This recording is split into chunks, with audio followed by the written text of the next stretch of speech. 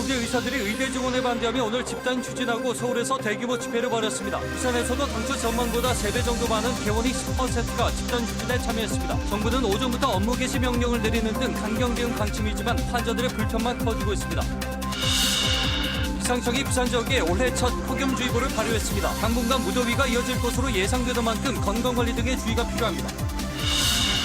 국회 전반기 상임위원장 배분을 두고 여야가 오늘도 대치를 이어갔습니다. 국민의힘은 국민 대표권을 침해했다며 헌재에 권한쟁의 심판을 청구했고 민주당은 국민의힘이 국민을 볼모로 잡고 폭력을 행사하는 것이라며 조속히 국회로 돌아올 것을 촉구했습니다.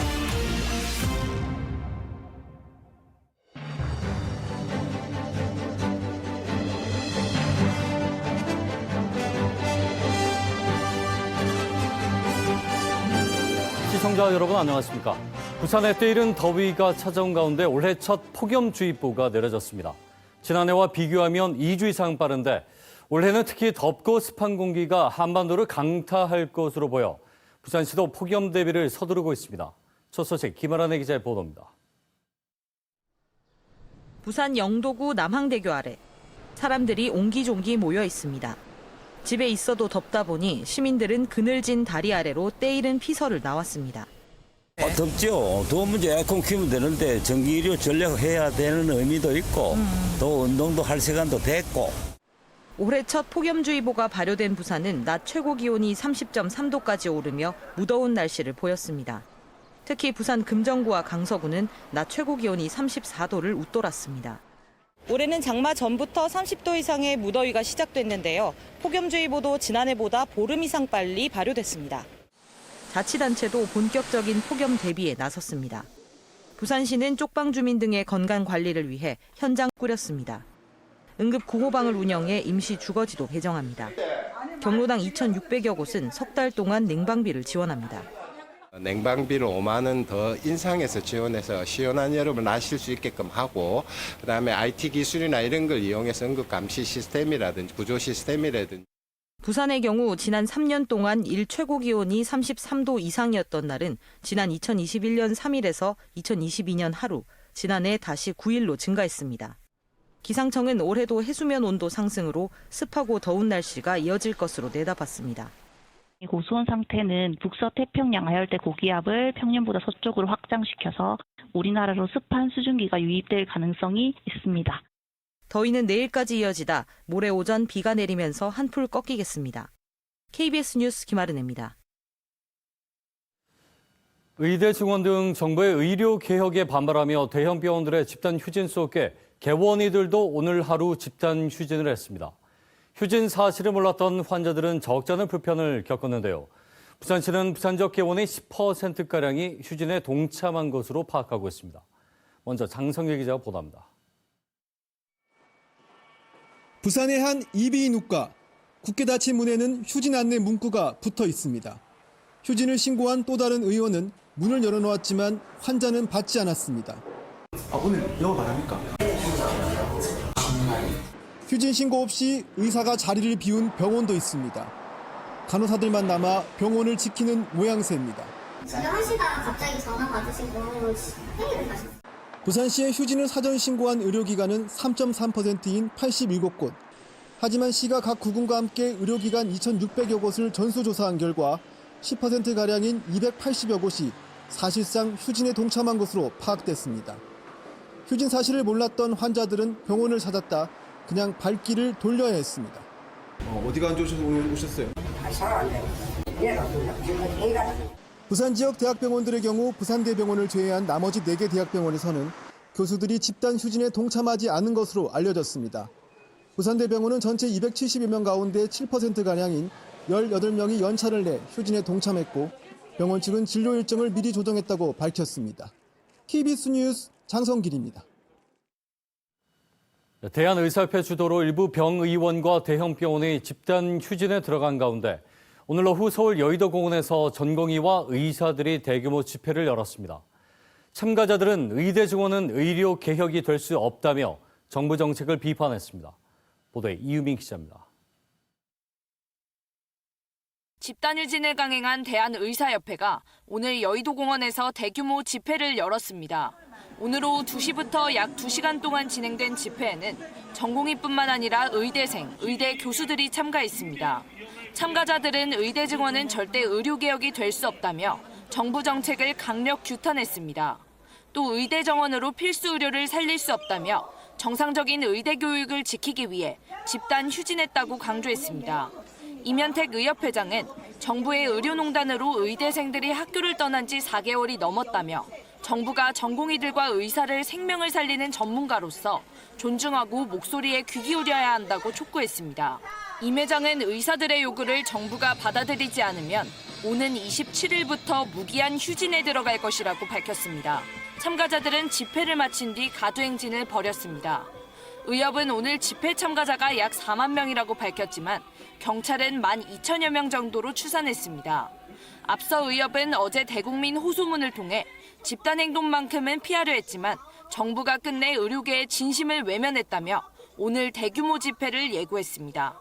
KBS 뉴스 이유민입니다.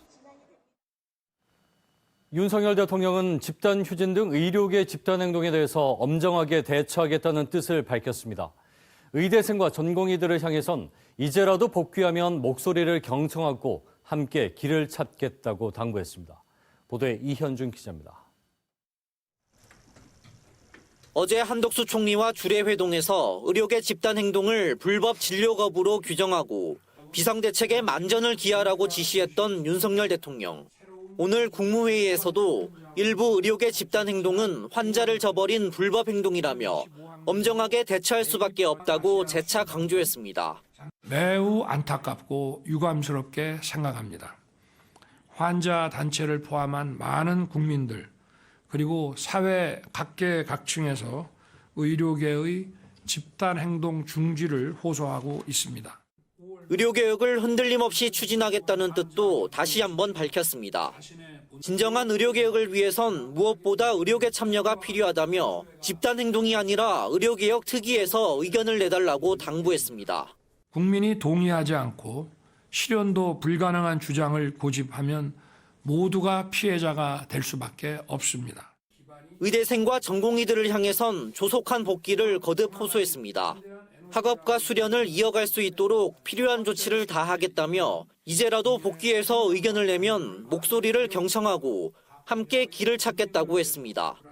이와 함께 윤 대통령은 전북 부안 지진과 관련해 어느 곳도 지진 안전지대가 아니라며 전국적인 단층 조사를 비롯해 대책 마련을 지시했습니다. 올여름 장마와 태풍, 폭염 등에 대해서도 행정안전부를 중심으로 각 부처가 철저한 대비 태세를 갖출 것을 주문했습니다. KBS 뉴스 이현준입니다.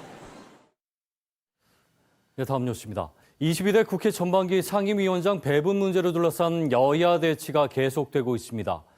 국민의힘은 11개 상임위 위원장을 야당이 단독 선출한 건 무효라며 헌법재판소에 권한쟁의 심판을 청구했습니다. 민주당은 국민의힘이 상임위 구성을 지연하려는 거라며 조속히 국회로 돌아오라고 촉구했습니다. 보도에 추재훈 기자입니다. 국민의힘은 우원식 국회의장과 더불어민주당이 독단적으로 상임위원장 선거를 강행하고 상임위원까지 강제 배정해 국민의힘 의원들의 국민 대표권 등을 침해했다며 헌재에 권한쟁의 심판을 청구했습니다. 국회 안건에 대한 심의 표결권을 심대하게 침해함에 따라 국민의힘은 이러한 반헌법적, 독재적 행위에 대해 헌법재판소에 이에 대해 민주당은 상임위 구성을 지연하려는 거라며 국민의힘이 불법으로 국회와 국민을 볼모로 잡고 폭력을 행사한다고 비판했습니다.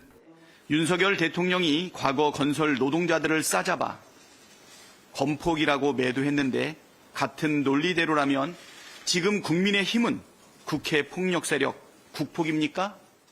여야 원구성 협상이 오늘도 공전한 가운데 야당은 과방위, 문체위 등 5개 상임위를 단독으로 열어 이른바 방송 3법과 방통위법 개정안, 일본 사도광산 세계유산 등재 철회 촉구 결의안 등을 통과시켰습니다.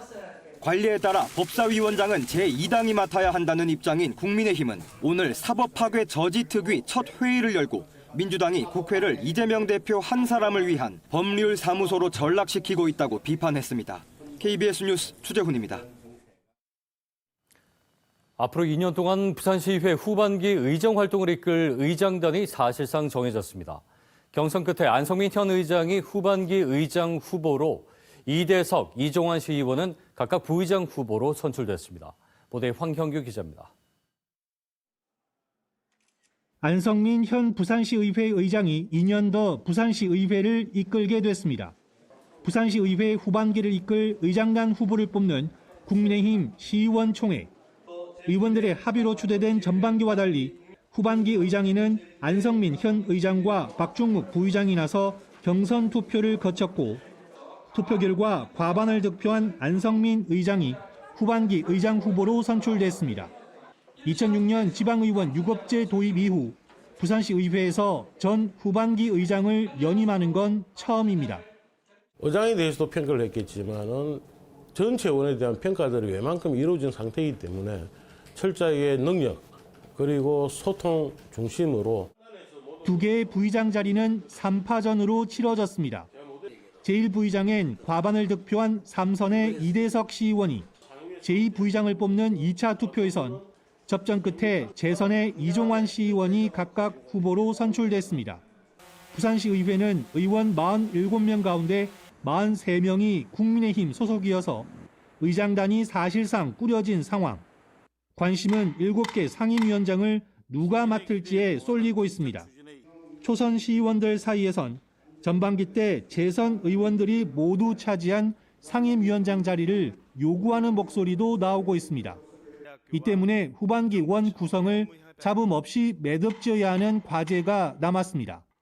부산시 의회는 다음 달 1일 임시회를 열어 후반기 의장단과 원 구성을 확정하고 본격적인 의정 활동에 들어갈 예정입니다. KBS 뉴스 황현규입니다. 푸틴 러시아 대통령이 오늘 저녁 늦게 북한을 방문할 예정입니다. 24년 만에 푸틴 방북을 계기로 북한과 러시아는 포괄적 전략 동반자 관계로 발돋움할 것으로 보입니다. 아울러 푸틴 대통령은 방북에 앞서 서방의 통제를 받지 않는 무역과 결제 체계 구축을 의제로 꺼내들었습니다. 보도에 고은희 기자입니다.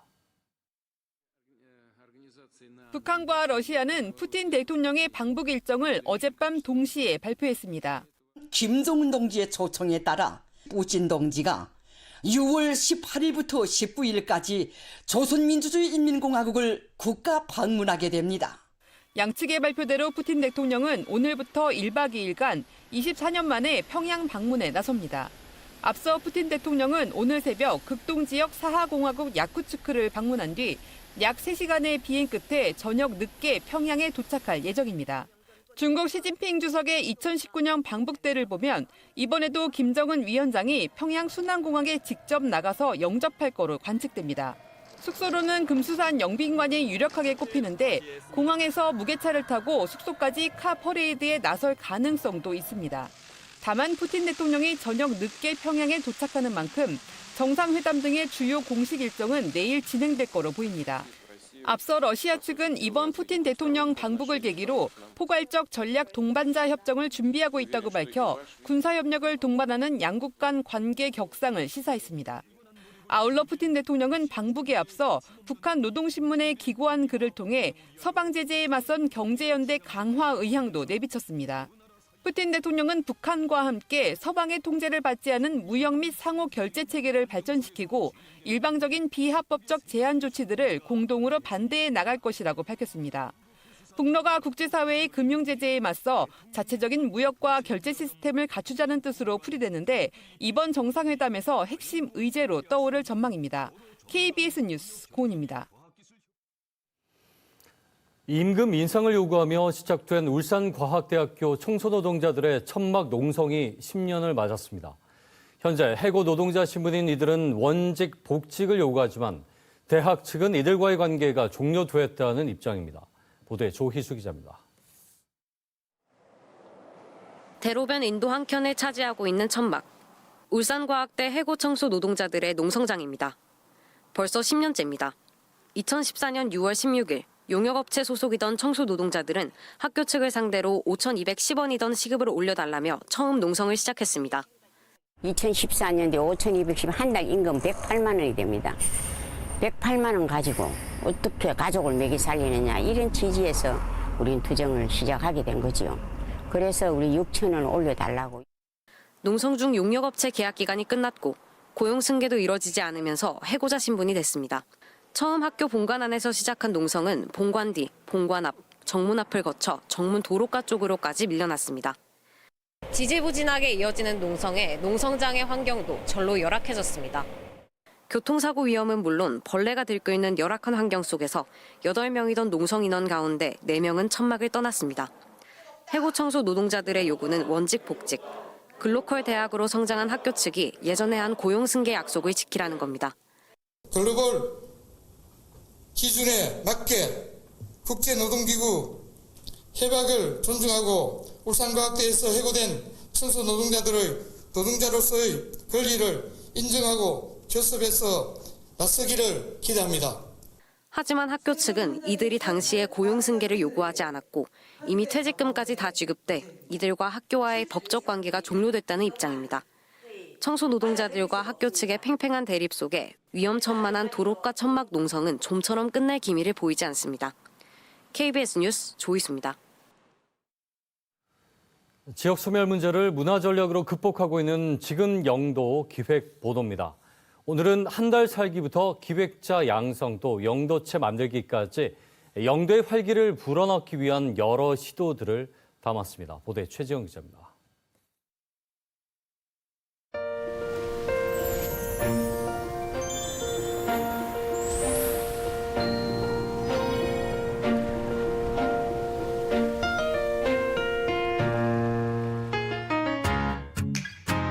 소은 씨는 지난해 영도에서 한 달 남짓 생활하며 영도 곳곳을 배경으로 영상 기록을 남겼습니다.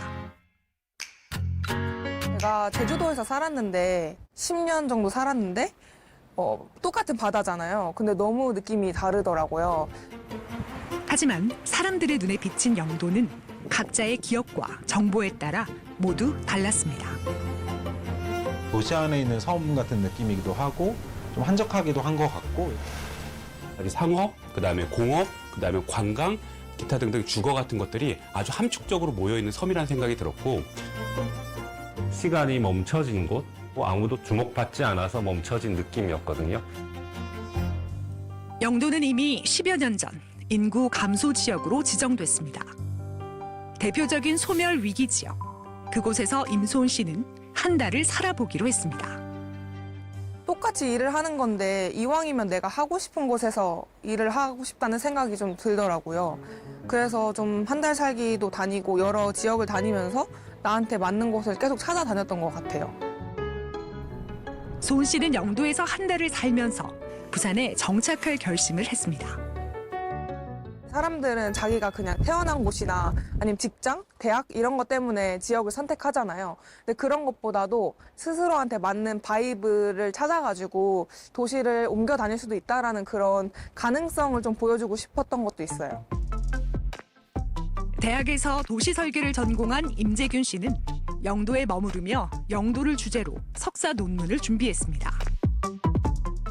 굳이 다리를 건너가서 그 섬에서 자기가 하고 싶은 창업을 하고 또 자기가 경험하고 싶은 것들을 보러 방문을 한다는 것 자체가 좀 젊은 세대들이 일하는 공간을 선택하고 또 여가를 즐기는 공간을 선택하는 데 있어서 조금 더 주도적이고 좀 탐험적으로 모험적으로 바뀌었다고 생각이 들었습니다. 한 달 살기 경험이 곧바로 정착으로 이어지는 경우는 흔치 않지만 확실한 건 주거를 선택하는 젊은 세대의 기준이 변화하고 있다는 겁니다. 이런 변화와 함께 영도 문화도시센터에선 지난 4년간 문화 분야의 기획자를 발굴해 왔습니다. 영도의 자산이 영도의 부활을 모색할 수 있는 해답이 될 수 있다고 봤기 때문입니다. 이 기획자들은 이제 문화 생산자 이렇게 보고 있어가지고 문화적 매력과 자산들이 영도고 굉장히 높다라고 해서 영도구 자체가 이 부산에서 다른 거는 모르겠지만 문화 파트의 산업과 창업들은 좀 선도할 수 있겠다고 판단이 됐었어요. 기획자는 영도의 문화적 자산을 발굴하는 인재가 되고 그 인재들이 영도에서 창업이나 일자리를 갖게 되는 구조. 실제로 가시적인 효과도 드러났습니다. 부산에 살든 안 살든 부산에서 문화 쪽에서 일하고 싶은 사람들 영도로 오세요. 100여 개가 훌쩍 넘는 소모임들이 지역의 예술가 혹은 기획자와 연결돼 영도라는 공간은 흥미로운 곳으로 바뀌고 있습니다. 그 과정에서 영도체라는 글꼴도 만들어졌습니다. 이제는 영도를 대표하는 브랜드가 됐습니다.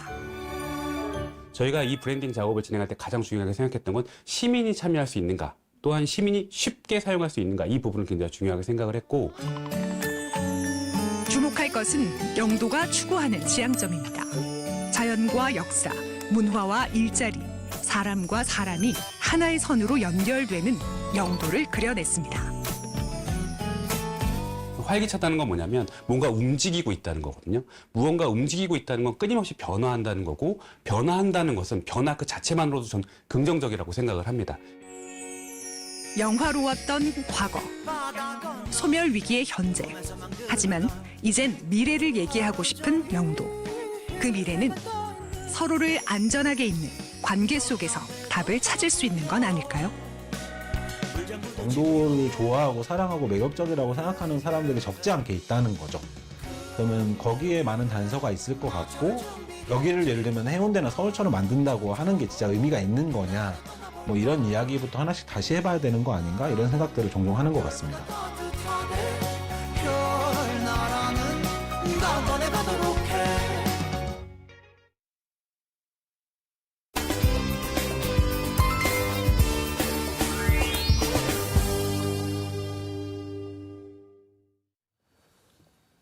자, 지역 소멸이 현실화되고 있는 지금 지역 대학 역시 소멸 위기를 맞고 있습니다. 대학은 단순히 교육이나 인재 양성 역할을 넘어 지역 사회와 유기적으로 연결돼 있다는 의미일 텐데, 부산의 거천 군입대 부산대학교 최재원 신임 총장이 취임했습니다. 저희 스튜디오에 모셨습니다. 예, 총장님 어서 오십시오. 네, 안녕하십니까. 예, 반갑습니다. 먼저 축하드립니다. 예, 감사합니다. 임기를 벌써 이제 한 달 되셨죠? 한 달, 시작한 지는. 예, 한 달 정도 됐습니다. 예, 한창 바쁘셨을 텐데요. 그 임기는 이제 4년이시고요. 4년입니다. 예. 자, 이 취임식에서 배려와 공감 능력을 갖춘 글로벌 시민, 국가 발전을 주도하는 대학, 여러 계획을 밝히셨는데, 예, 꼭 이루고자 하는 포부를 좀 먼저 들어보겠습니다. 예, 개인의 삶을 보더라도 마이웨이를 가는 게 아주 중요하고 가치 있는 삶을 산다고 생각합니다. 예. 마찬가지로 대학의 미래도 우리 대학의 고유의 가치를 바탕으로 우리 대학의 길을 가는 것이 예. 아주 중요하다고 생각합니다.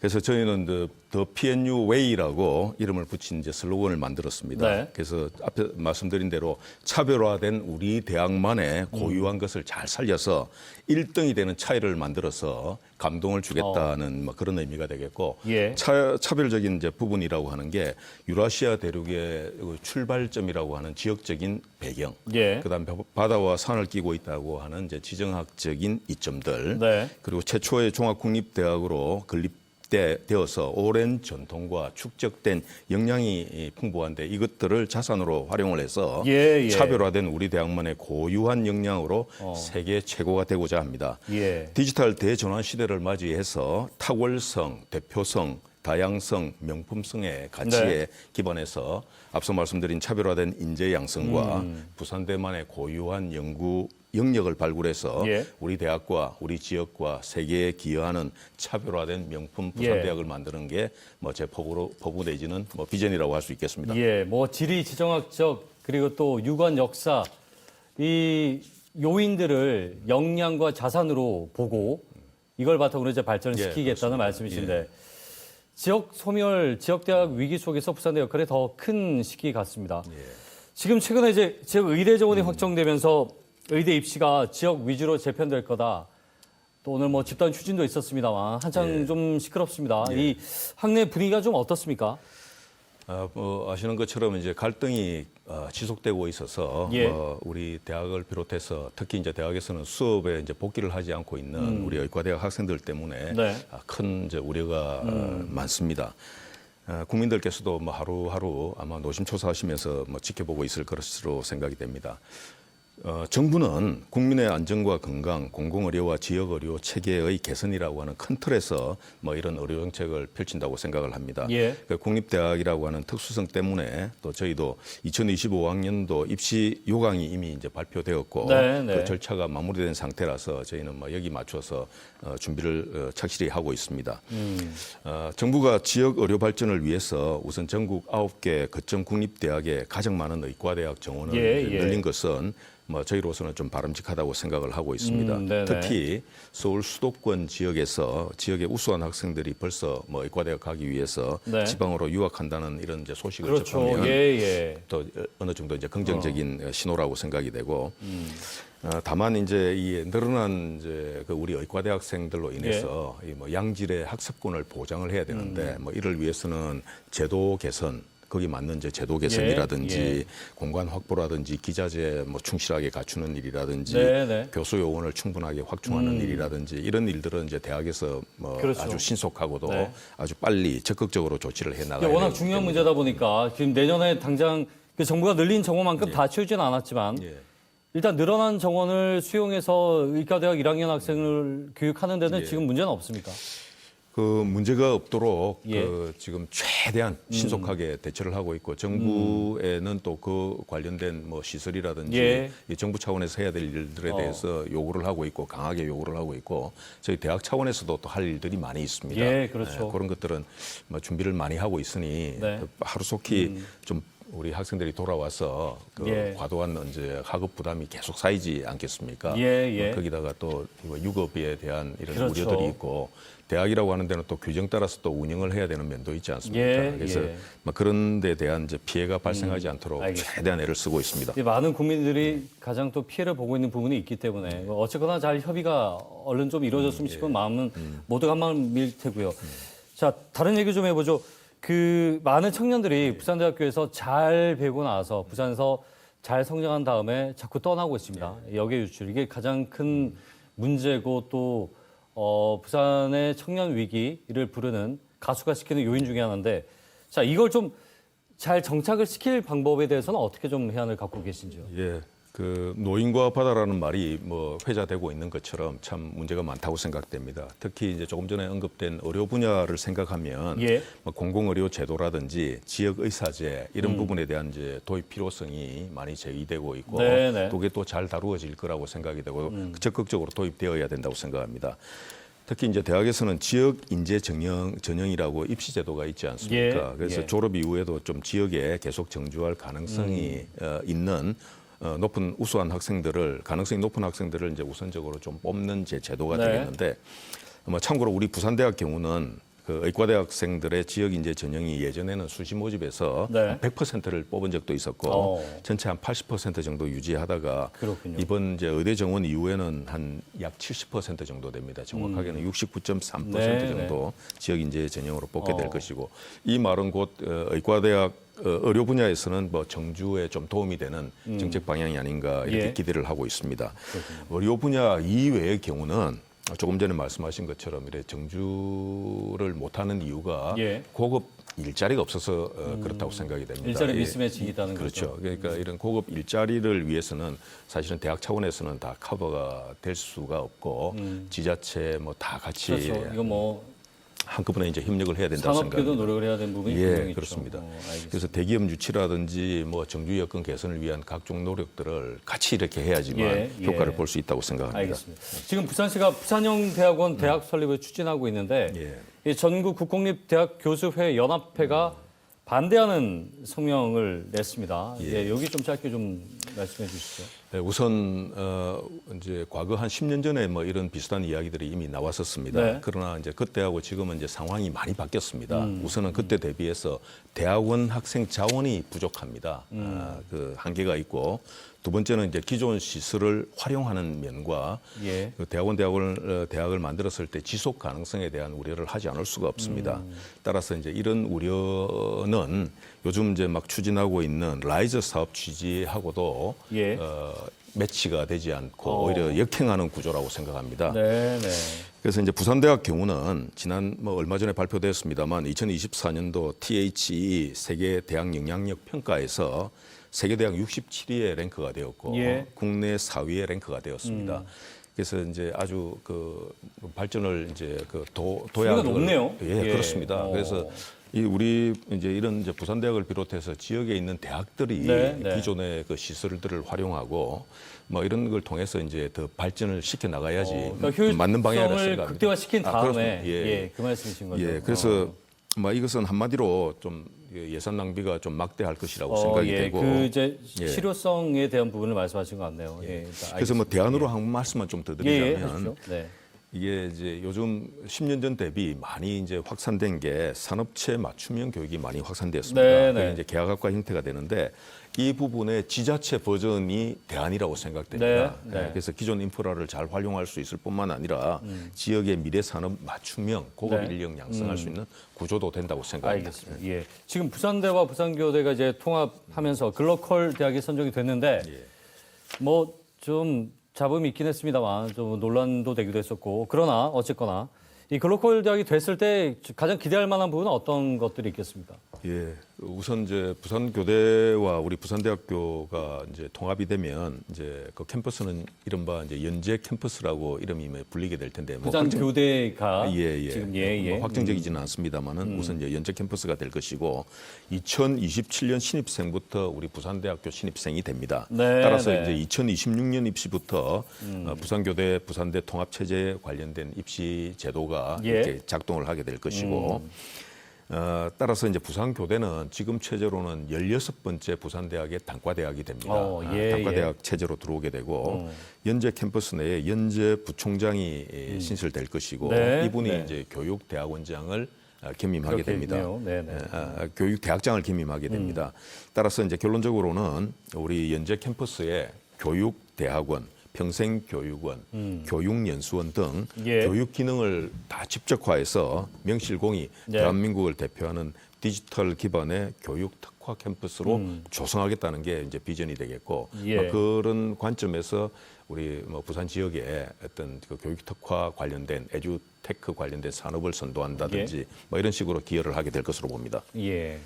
자, 지금 올해 대학 입시에서 35개 대학이 미달입니다. 한 곳을 빼면 모두 비수도권 대학인데 부산대의 역할이 정말 큽니다.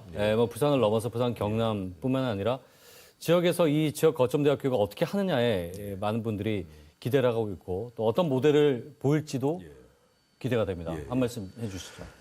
뭐 학령 인구 감소, 지역 소멸, 지역 대학 위기, 뭐 이렇게 키워드가 되겠습니다. 네. 뭐 이런 상황이지만 우리 뭐 국가 거점 국립대학 우리 부산대학교는 좀 다르다고 할 수 있습니다. 우선 2024년도 수시 모집 경쟁률을 보니 우리 대학이 10.41대 1입니다. 예. 경쟁률이 아직은 높습니다. 그리고 조금 전에 말씀드린 것처럼 뭐 지정학적인 이점을 살리고 우리 부산대만의 고유 분야를 잘 발굴해내서 연구 생태계를 잘 조성을 하면은 세계 연구 생태계를 이끌어 나갈 수 있는 예. 그 대표적인 대학이 될 수 있다고 생각되고 뭐 그런 의미에서 이제 리더십을 가진 대학이 될 수 있다고 생각이 됩니다. 그리고 이제 교육 쪽 분야로는 아름다운 인성을 가진 학생, 탁월한 지성을 겸비한 학생, 네, 뭐 이런 네. 이제 차별화된 교육. 그다음 앞서 말씀드린 대로 탁월성이라든지 대표성이라든지 예. 다양성을 기반으로 해서 우리 부산대만의 고유한 연구 영역을 발굴하고 육성해서 더 PNU 웨이를 지향하는 거점 국립대학교를 만들어서 이런 조금 전에 우려하시던 그런 네, 우려들을 네. 불식시킬 수 있도록 그렇게 하겠습니다. 알겠습니다. 예. 앞으로 4년이 너무나 중요한 시기고 많은 대학들의 좀 롤 모델이자 또 귀감이 되고 그 올바른 대학 교육 문화의 생태계를 조성할 수 있는 부산대학교를 기대해 보겠습니다. 오늘 고맙습니다. 예, 잘 부탁드리겠습니다. 예. 부산대학교 최재원 신임 총장과 함께 얘기 나눠봤습니다.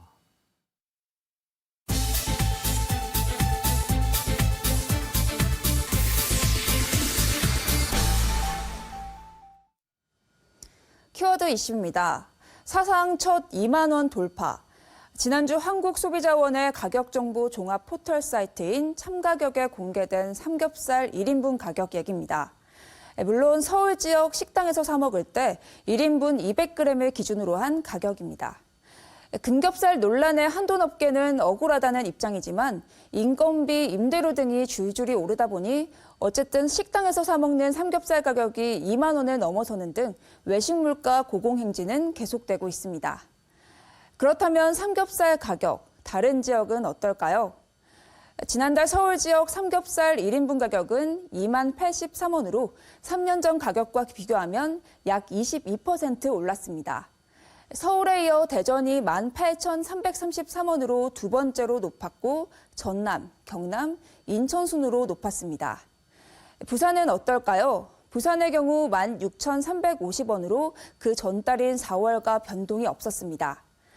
삼겹살 2인분에 소주 한 병 시켜 드시려면 5만 원은 있어야겠네요. 삼겹살만 올랐을까요? 여름하면 시원한 냉면이죠. 냉면 한 그릇 가격은 얼마나 올랐을까요?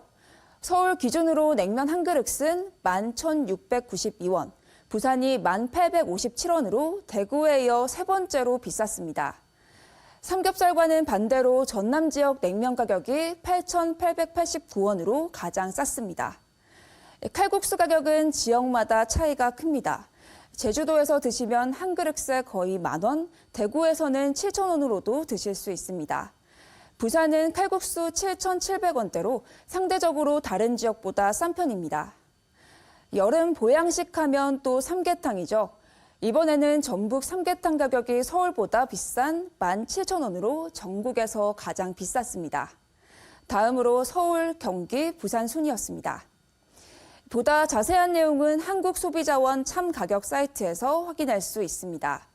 8개 주요 외식 물가를 지역별로 살펴볼 수 있고 각종 물가 정보도 확인할 수 있습니다. 통계청에 따르면 올해 1분기 외식 물가 상승률은 3.8%로 같은 기간 전체 소비자 물가 상승률보다 0.8%포인트 높습니다. 고물가 시대, 서민들의 시름만 깊어지고 있습니다. 지금까지 키워드 이슈 전해드렸습니다.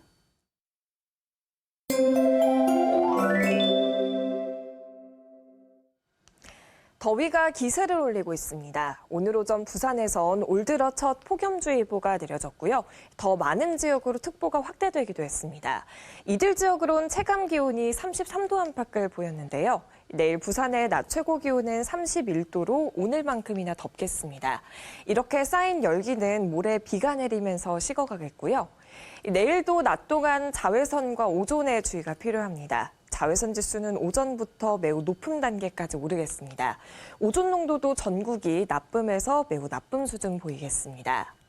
모레 목요일엔 종일 비가 내렸다 그치기를 반복하겠고요. 예상되는 강수량은 5mm 안팎이 되겠습니다. 자세한 지역별 기온 살펴보겠습니다. 내일 아침 대부분 지역이 20도를 웃돌면서 시작하겠습니다. 낮 최고 기온은 양산 35도, 김해창원 34도까지 훌쩍 오르겠고요. 하늘빛은 내일도 맑겠습니다. 새벽 사이 낀 안개가 남아있는 곳에선 출근길에도 가시거리가 답답하겠습니다. 해상에선 바다 안개가 계속해서 이어지겠습니다. 지금까지 날씨 전해드렸습니다. 집단 휴진에 무엇보다 우리 환자들의 피해가 가장 우려됩니다. 서울대의대 교수들이 진료실을 떠난 이유는 정부가 전공의에게 내린 행정처분 취소를 요구하기 위해서였습니다. 하지만 오늘 일부 개원이로 집단 휴진이 확산하자 정부는 의협 해체 가능성까지 언급했습니다. 의료 붕괴를 막기 위한 몸부림이라는 의사협회, 집단 휴진은 법으로서 엄정 대응하겠다는 정부가 길을 막고 있다는 의대 교수들, 정부와 의료진 간 서로의 목소리를 높이는 대치만 있을 뿐 정작 가장 필요한 대화는 어디로 간 걸까요? 뉴스를 마칩니다. 고맙습니다.